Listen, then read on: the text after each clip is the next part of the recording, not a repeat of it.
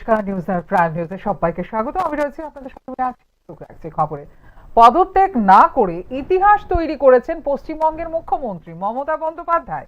বঙ্গের শপথ গ্রহণ অনুষ্ঠানে যাওয়ার আগে আগরতলায় এই মন্তব্য করলেন মুখ্যমন্ত্রী ডাক্তার মানিক সাহা। পশ্চিমবঙ্গের নির্বাচনী প্রচারে পালস বোঝা গিয়েছিল সাধারণ মানুষের। বিজেপির প্রচারে সারা লক্ষণীয় ছিল।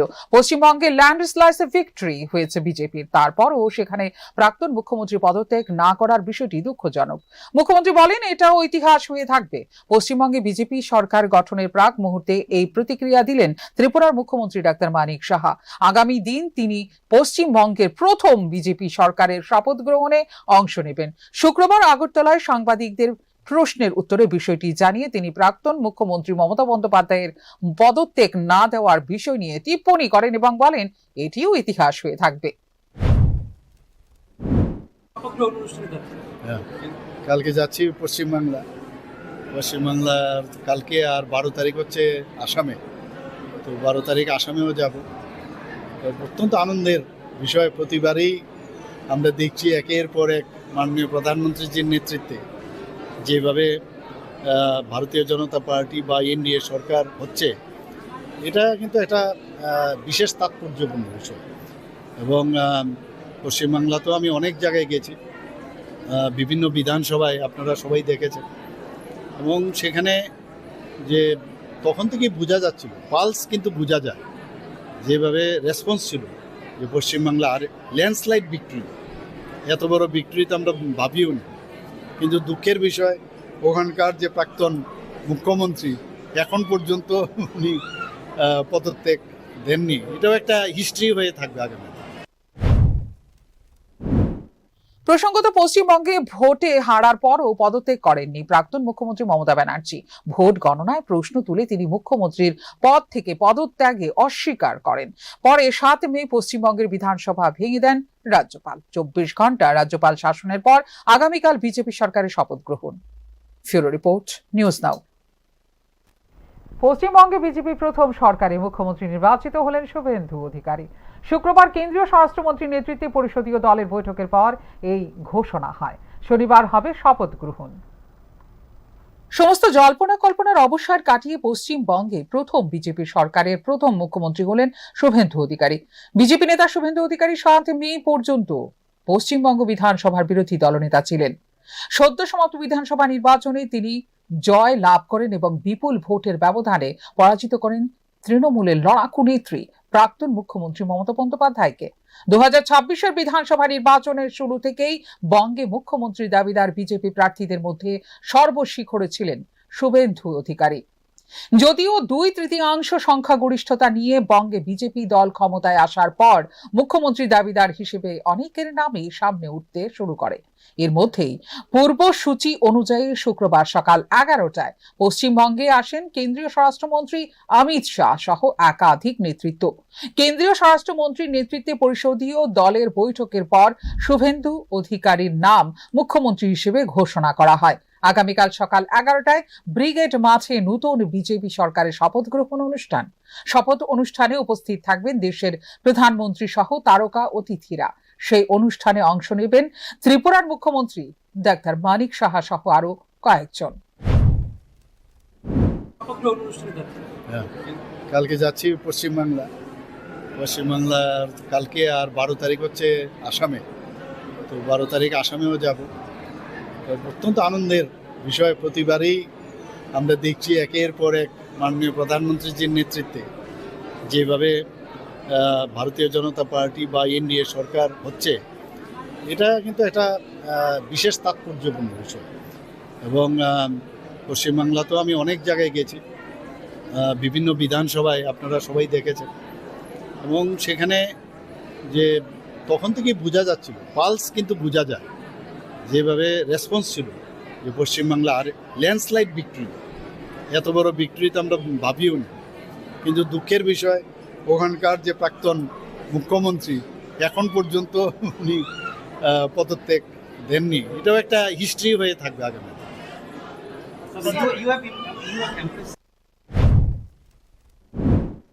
পশ্চিমবঙ্গের প্রথম বিজেপি সরকারের শপথ গ্রহণ অনুষ্ঠানে অংশ নিতে ইতিমধ্যেই রাজ্যের মুখ্যমন্ত্রী সহ আরো কয়েকজন পশ্চিমবঙ্গের উদ্দেশ্যে রওনা হয়েছেন। ফিউরো রিপোর্ট, নিউজ নাও। মন্ত্রী সুশান্ত চৌধুরী সহ দপ্তরের বিভিন্ন স্তরের আধিকারিকদের উপস্থিতিতে খাদ্য দপ্তরের পর্যালোচনা বৈঠক অনুষ্ঠিত।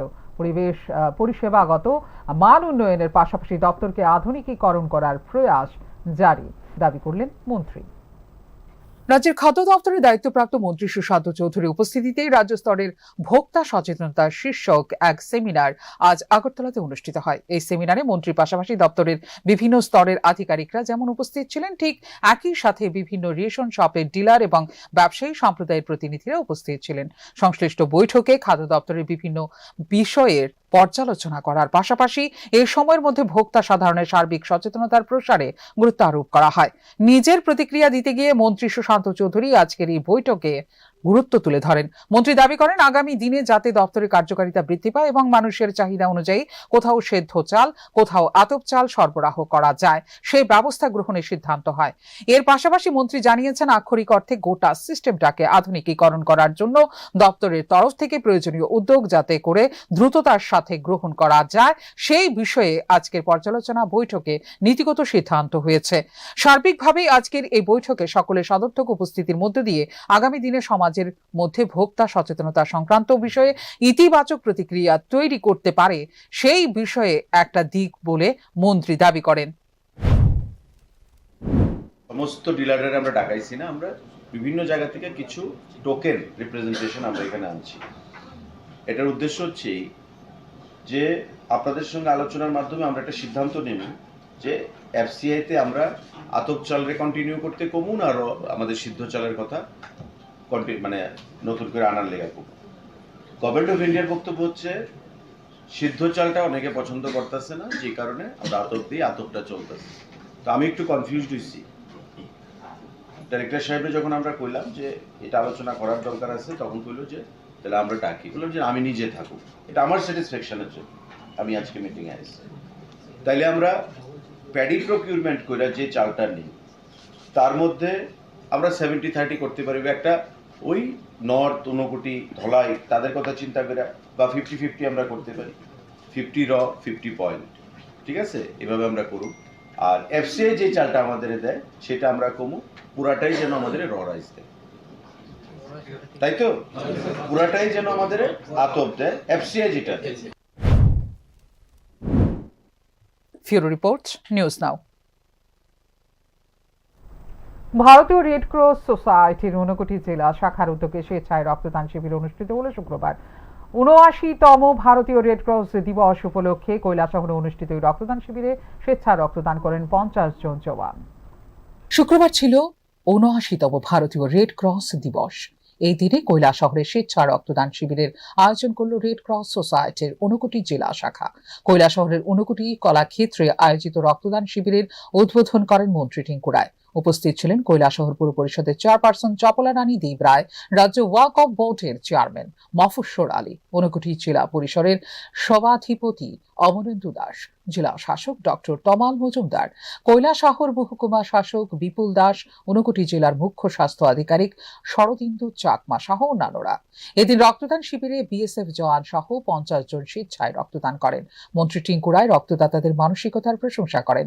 তিনি বলেন, বিএসএফ জওয়ানরা দেশ সুরক্ষার পাশাপাশি এই ধরনের কাজের মধ্য দিয়ে নিজেদের মানবিকতার পরিচয় তুলে ধরেন। সংখ্যালঘু সম্প্রদায়ের মানুষদের উদ্দেশ্য করে তিনি তাদেরকে রক্তদানে আরো বেশি করে এগিয়ে আসার আহ্বান রাখেন। আমি রক্ত দিলে আমাকে রক্ত পেতে হবে, এরকম যার প্রয়োজন তাকে দিতে হবে।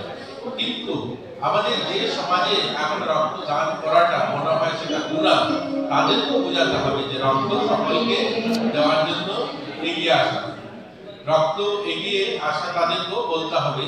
আজকে আমাদের এখানে আমি বলতে দ্বিধা নেই, আমাদের সংখ্যালঘু ভাই বোন যারা আছে তাদের মধ্যে এখনো রক্ত দেওয়াটার একটু অনীহা রয়েছে। তারা এদিন এই রক্তদান অনুষ্ঠানকে কেন্দ্র করে রেড ক্রস সোসাইটির সদস্য সহ স্থানীয়দের মধ্যে উৎসাহ লক্ষ্য করা গেছে। ফিউরো রিপোর্ট, নিউজ নাও। আমার শরীরে আর শক্তি নেই, অপমান সহ্য করে হাসপাতাল থেকে বেরিয়ে আসতে হয়েছে।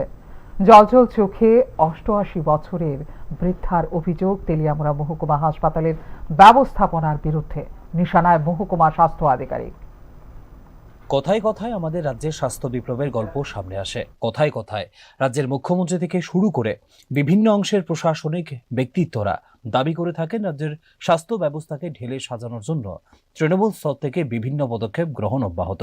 তবে বাস্তব বিভিন্ন ঘটনাগুলো দাবি করে সরকারি তথ্য ভুল, আর না হয় সরকারের অভিমুখকে কলঙ্কিত করা প্রয়াস করে চলেছে একাংশ। এরকমই এক ঘটনায় আবারও প্রশ্নের মুখে রাজ্যের স্বাস্থ্য দপ্তর।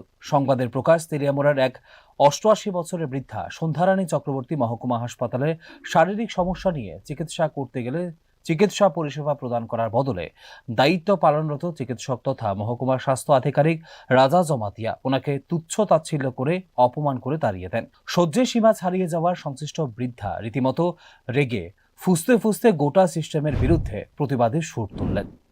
সমান করবেন দুটার বাড়ি ও সৎকুনানে দুটার বাড়ি অন্য 3-4 জন রুট একখানে দুটা যাবে এটা সমান বেঁচে যেত। 3-4 জন রুট একখান হইয়া আমার মতো বুড়ার বাচ্চা এই ব্যবহার করে দিতে সবসময় শরীরটা কাঁপে, সবসময় কাঁপে শরীরটা, আর কথা করতাম পাই না, আর রাখতাম পাই না। মাথা বৃদ্ধা বোঝাতে চাইলেন, হাসপাতালের বা সরকারি হাসপাতালের পরিষেবা যদি এরকম হয়, একজন চিকিৎসক যদি রোগীকে সহানুভূতি, ধৈর্য বা মানবিক আচরণ দেখানোর বদলে অপমানিত করেন, তাহলে মানুষ যাবেটা কোথায়? যদিও এখানে উল্লেখ করা প্রয়োজন, সংশ্লিষ্ট চিকিৎসক রাজা জমাতিয়া সহ তেলিয়ামুড়ার বিভিন্ন চিকিৎসকদের বিরুদ্ধে বা সার্বিকভাবে চিকিৎসা পরিষেবা নিয়ে বিভিন্ন অংশ বারবার ক্ষুব্ধ। দেখার বিষয়, এই ব্যাপারে সরকারের মুখ্য সচেতক কল্যাণী সাহারায় সহ ঊর্ধ্বতন কর্তৃপক্ষ কোনো ব্যবস্থা গ্রহণ করেন কিনা। Bureau report, news now.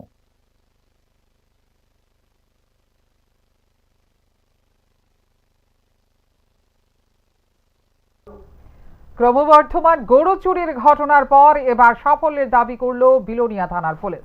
পাচারকালে পুলিশের হাতে উদ্ধার 7টি গরু, আটক করা হয়েছে 2টি গাড়ি। দীর্ঘদিন যাবতই রাতের অন্ধকারে গরু চুরির অভিযোগ রয়েছে বিলোনিয়া থানা এলাকায়। অভিযোগ, চোরের দল ফাঁকা করে দিচ্ছে গৃহস্থের গোয়ালঘর। চুরির ঘটনায় সরাসরি সাফল্য না পেলেও এবার গাড়ি ভর্তি 7টি গরু উদ্ধার করে পাচারের গরু বলে দাবি করল বিলোনিয়া থানার পুলিশ। শুক্রবার সকালে বিলোনিয়া থানার পুলিশ একটি ডিআই গাড়ি বোঝাই 7টি গরু উদ্ধার করে। একইভাবে উদ্ধার করে একটি বিলাসবহুল প্রাইভেট গাড়ি। ওসি সঞ্জিত সেন দাবি করেন, প্রাইভেট গাড়িতে করে পাচারকারী দলের ওপর নজর রাখছিল। পুলিশের ধাওয়া খেয়ে গাড়ি ফেলে সবাই পালিয়ে যায়। পুলিশ 2টি গাড়ি উদ্ধার করে এবং গাড়ির মালিকের বিরুদ্ধে এফআইআর গ্রহণ করে। Number TR 03D 444-2। তো এই গাড়িটা প্রথমে আগে আসছে, সেটা লাইনম্যান হিসেবে কাজ করছে গাড়িটা। এর কিছু পিছনেই একটা ডিআই গাড়ি গরু নিয়ে আসছে, এই খবরটা আমাদের কাছে ছিল।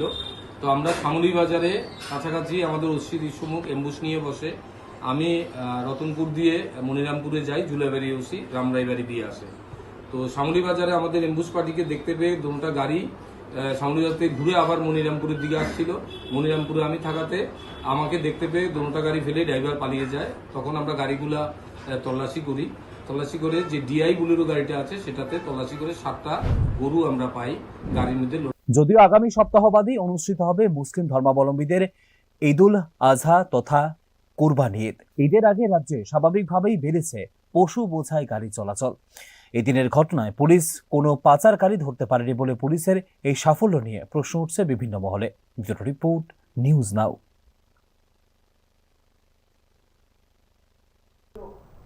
বিজেপি দলের গোলাঘাটি মণ্ডল আয়োজিত বিজয় মিছিল একটা সময়ে স্বদলীয়দের মারামারির ঘটনায় রীতিমতো রণক্ষেত্রে পরিণত হয়। সংশ্লিষ্ট ঘটনায় জনপ্রতিনিধি সহ একাধিক দলীয় কর্মী সমর্থকদের আহত হওয়ার ঘটনা ব্যাপক প্রতিক্রিয়া তৈরি হয়েছে।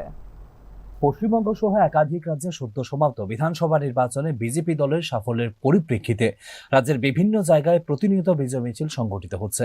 একই রকম ভাবে বিজেপি দলের গোলাঘাটি মণ্ডলের উদ্যোগে আয়োজিত বিজয় মিছিল ঘিরে একসময় নিজেদের মধ্যেই মারামারি হয়। এই ঘটনায় স্থানীয় জনপ্রতিনিধি সহ একাধিক বিজেপি দলের কর্মী সমর্থকদের আহত হওয়ার ঘটনা নজরে এসেছে। বেশ কয়েকজন কর্মী সমর্থকদের আহত এবং রক্তাক্ত অবস্থায় হাসপাতালে চিকিৎসা পরিষেবা গ্রহণ করতে হয়েছে।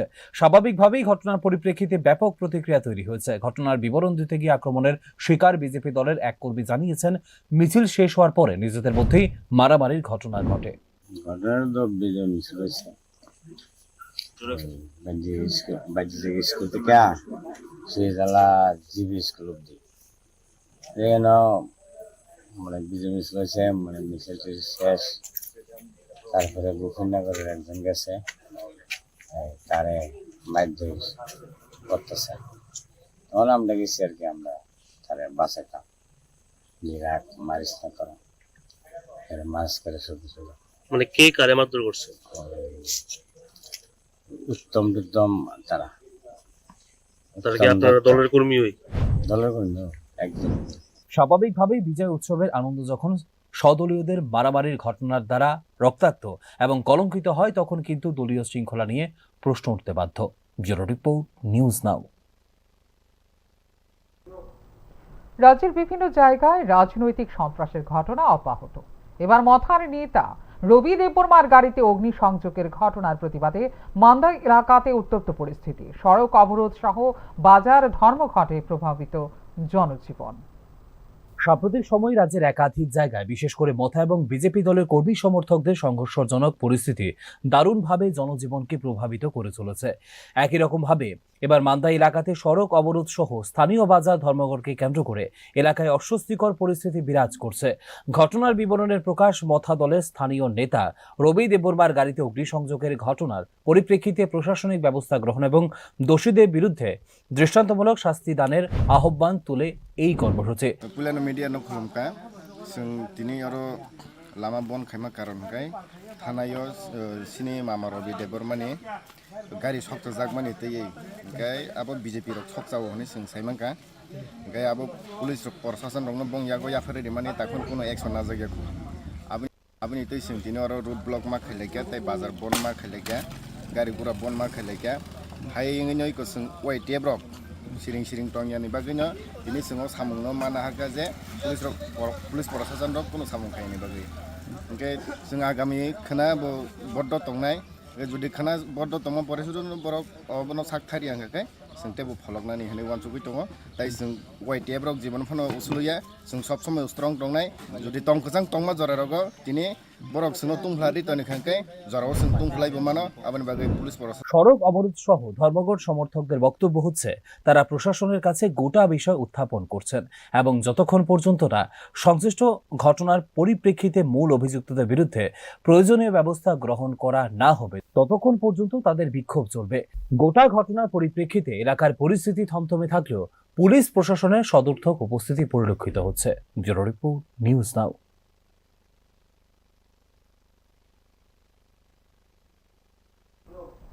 সাংগঠনিক রীতি অনুযায়ী ভোটাভুটির মাধ্যমে দ্বিতীয়বারের জন্য প্রদেশ কংগ্রেসের সভাপতি হিসেবে নির্বাচিত হলেন নীলকমল সাহা। অনুগামীদের ব্যাপক উচ্ছ্বাসের মাঝে নীলকমল সাহার বক্তব্য হচ্ছে, যুবকদের স্বার্থে লড়াই জোরদার হবে। দ্বিতীয়বারের মতো ত্রিপুরা প্রদেশ যুব কংগ্রেসের সভাপতি হিসেবে নির্বাচিত হলেন নীলকমল সাহা। সাংগঠনিক রীতিতে ভোটাভুটির পর দেখা গেছে দ্বিতীয়বারের মতো যুব কংগ্রেসের শীর্ষ পদে আসীন হয়েছেন নীলকমল সাহা। প্রদেশ কংগ্রেস ভবনের সামনে নীলকমল সাহার একটা অংশের অনুগামীদের বাজি পটকা ফাটিয়ে উল্লাস করতে দেখা গেছে। এছাড়াও দ্বিতীয়বারের জন্য এই দায়িত্ব প্রাপ্তির পর বিভিন্ন স্তরে কর্মী এবং নেতৃত্বরা নীলকমল সাহাকে শুভেচ্ছা সহ অভিনন্দন জ্ঞাপন করেন। নিজের প্রতিক্রিয়া দিতে গিয়ে নীলকমল সাহা বলেন, প্রথমেই সবাইকে আমি কৃতজ্ঞতা জ্ঞাপন করি, কারণ এই জিত খালি আমার একলার প্রয়াসে না, আমাদের সবাই মিলে আমাকে যে বিশ্বাস দেখিয়েছে সেই বিশ্বাসকে আমি পুনরায় সফল করে দেখানোর চেষ্টা করব। আমাদের টোটাল 24,800-র ওপরে মেম্বারশিপ ড্রাইভ হয়েছে। জঙ্গল, পাহাড়, শহর, সমতল চারিদিক থেকে মানুষ সমর্থন করেছে এবং আমি সেই সকল মেম্বারদেরকেও যারা নতুনভাবে নিযুক্ত হয়েছে কংগ্রেস, যুব কংগ্রেস দলে, তাদেরকে আমি সম্মান জানাই এবং আগামী দিন যুবকদের স্বার্থে লড়াই যেন আরো বৃহত্তর স্তরে আমি নিয়ে যেতে পারি, তার জন্য আমি সকলের কাছে কৃতজ্ঞ। নীলকমল সাহা প্রদেশ যুব কংগ্রেসের সভাপতি হিসেবে পুনর্নির্বাচিত হয়েছেন। এখন দেখার বিষয় আগামী দিনে আদতে যুব কংগ্রেস শিবিরকে নীলকমল সাহা কতটুকু শক্তিশালী করতে পারেন। ফিউরো রিপোর্ট, নিউজ নাও। অসচেতনতা কতটা ভয়ানক হতে পারে তার দৃষ্টান্ত আরও একবার তৈরি হয়েছে চরিলাম এলাকাতে। খেলার ছলে ছোট্ট শিশুর দেওয়া আগুনে পুড়ে ছাই হয়ে যায় খড়ের কঞ্চ। অগ্নি নির্বাপক দপ্তরের তৎপরতায় বড়সড় বিপদ থেকে রেহাই।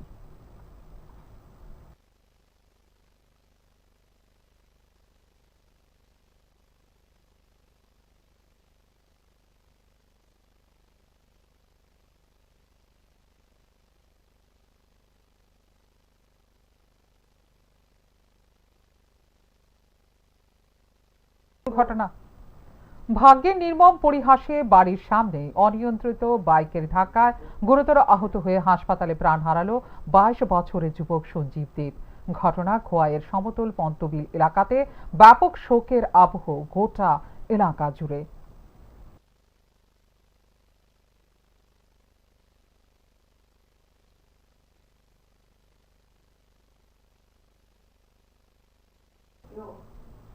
এদিকে সামাজিক সংস্থার নাম করে, সামাজিক সংস্থার ব্যানারে মানুষের আবেগকে কাজে লাগিয়ে বৃদ্ধাশ্রমের নামে বাড়ি বাড়ি টাকা তুলতে গিয়ে ক্লাব সদস্যদের দ্বারা আটক এক। ঘটনা রাজধানী দশমী ঘাট ক্লাব সংলগ্ন এলাকাতে। প্রয়োজনীয় তদন্তের দাবি উঠেছে এলাকা থেকে।